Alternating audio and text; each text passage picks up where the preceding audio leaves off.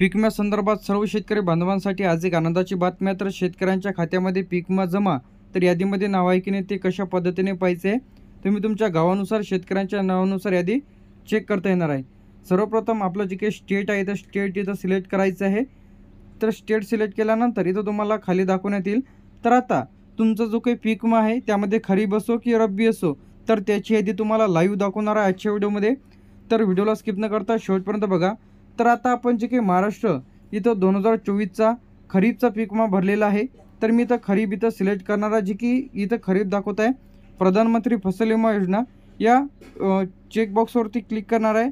Submit या ऑप्शनवरती मी click करणार आहे। क्लिक केल्यानंतर अशा प्रकारचं दाखवेल।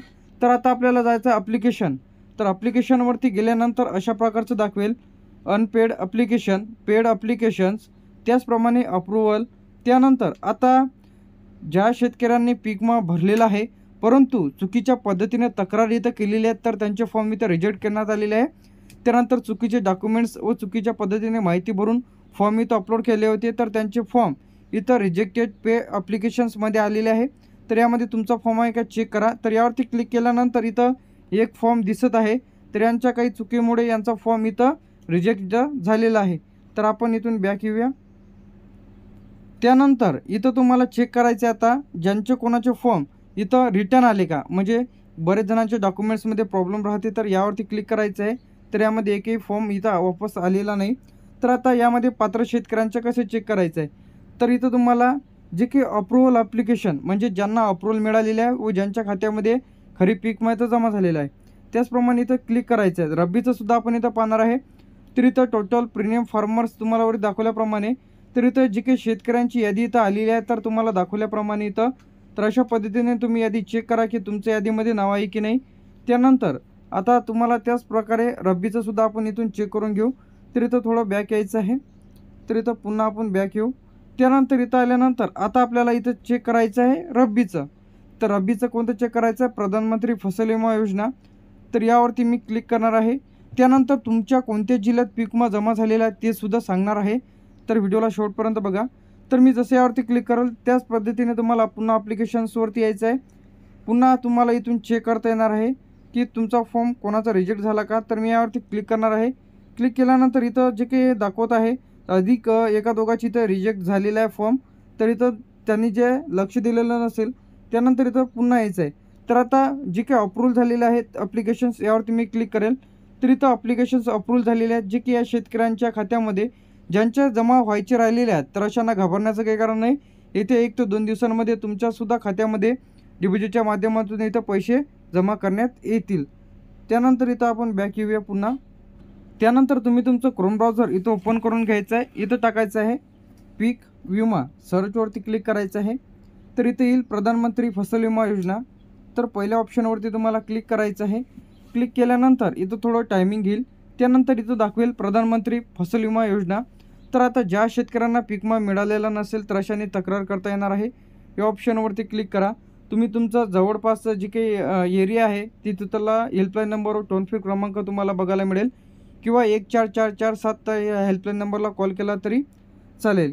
तर किंवा तुम्ही इथून चेक करता येणार आहे। सर्वप्रथम तुमचं जे काही खरीप आहे की रब्बी आहे ते सिलेक्ट करा। इयर इथे सिलेक्ट करा। त्यानंतर योजना सिलेक्ट करा प्रधानमंत्री फसल विमा योजना। त्यानंतर आपलं जे काही स्टेट आहे तर स्टेट सिलेक्ट केल्यानंतर इथं तुमचा डिस्ट्रिक्ट सिलेक्ट करायचं आहे। त्यानंतर तुमचा तालुका। त्यानंतर इथं सर्चवरती क्लिक केल्यानंतर तुमच्या एरियामधील जे काही हेल्पलाईन नंबर आहे कुठं काय आहे तुमचं जे काही पीक विम्याचं जे काही ऑफिस आहे तिथं जाऊन तुम्हाला बँकेचं पासबुक, सातबारा, आधार कार्ड इत्यादी डॉक्युमेंट्स देऊन जे की तुम्ही पीक विमा भरलेल्याची पावती दिल्यानंतर तुम्हाला लवकरच तुमच्या खात्यामध्ये पीक विमा इथं जमा केला जाईल। त्यानंतर इथं तुम्ही तुमचं ॲप्लिकेशन स्टेटस चेक करता येणार आहे।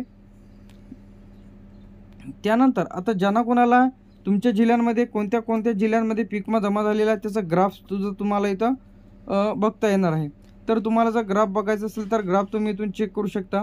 त्यानंतर इथं आपलं जे काही सर्वप्रथम स्टेट सिलेक्ट करून घेऊ महाराष्ट्र। त्यानंतर आता यामध्ये खरीप आहे जे काही वरती दाखवलेला खरीप 2024।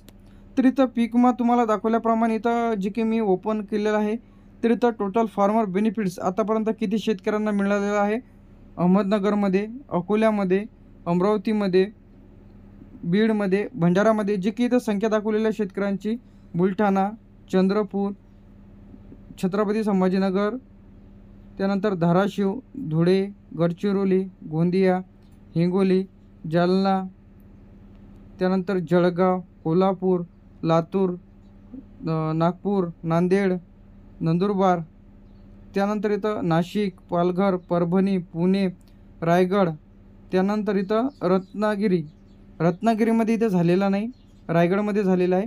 रत्नागिरीमध्ये 1 रुपया कोणत्या शेतकऱ्यांना मिळालेला नाही. सांगलीमध्ये झालेला आहे, सातारामध्ये सुद्धा झालेला आहे.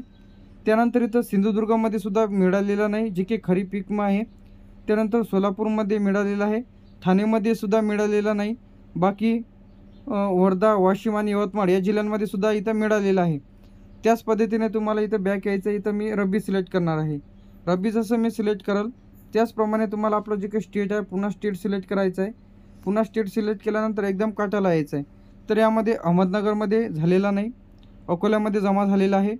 त्यानंतर अमरावतीमध्ये सुद्धा नाही, जे की इथं बीडमध्ये सुद्धा झालेला नाही, भंडारामध्ये झालेला आहे 38 शेतकऱ्यांच्या खात्यामध्ये.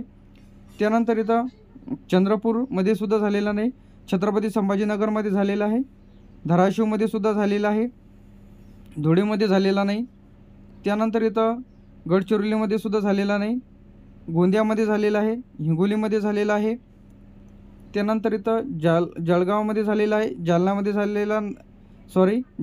झालेला नाही, जालन्यामध्ये सुद्धा झालेला नाही, कोल्हापूरमध्ये सुद्धा झालेला नाही, लातूरमध्ये झालेला आहे, नागपूरमध्ये जे की नागपूरमध्ये सुद्धा झालेला आहे. त्यानंतर नांदेडमध्ये झालेला नाही, नंदुरबारमध्ये नाही, नाशिकमध्ये नाही, परभणीमध्ये झालेला आहे, पुणेमध्ये झालेला आहे.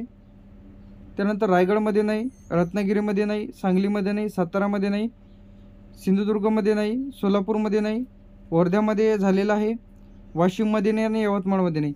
अशा पद्धतीने तुम्ही इथून चेक करून घ्या की तुम्ही तुमच्या खात्यामध्ये पीक विमा इथं जमा झाला की नाही. किंवा तुम्हाला जे काही पीक विम्याचं पुन्हा इथं टाकायचं आहे पीक विमा, तर इथं हेल्पलाईन नंबर दिलेला आहे, व्हॉट्सअप नंबर दिलेला आहे. तर त्यांच्याशी काही मदत लागली तर तुम्ही तिथून घेऊ शकता. ज्यांना कोणाला पीक विमा मिळालेला नसेल तर इथं जे की तुम्हाला क्लिक करायचं आहे. क्लिक केल्यानंतर इथं तुम्हाला दाखवेल की तुम्हाला पीक विमा 14447, तर इथं हेल्पलाईन नंबर इथं आलेला आहे. तर जर तुम्हाला व्हॉट्सअपच्या थ्रू चॅट करून जर माहिती मिळवायची असेल तर ते सुद्धा तुम्हाला इथून मिळवता येणार आहे. 14447 तर हेल्पलाईन नंबर आहे. तर इथं व्हॉट्सअप नंबरसुद्धा दिलेला आहे. तर इथून तुम्ही ॲप्लिकेशनसुद्धा यावरती क्लिक करून ॲप्लिकेशन हे डाउनलोड करून तुम्ही तुमची पीक विम्याची तक्रार करायची आहे. जर तुम्हाला 2022चा पीक विमा 2025चा पीक विमा पाहिजे असेल तर आजच तक्रार करा. तक्रार कशा पद्धतीने करायची यावरती सुद्धा डिटेलमध्ये व्हिडिओ आपल्या चॅनलला अपलोड केलेला आहे. तर लगेच पहा. थँक्यू.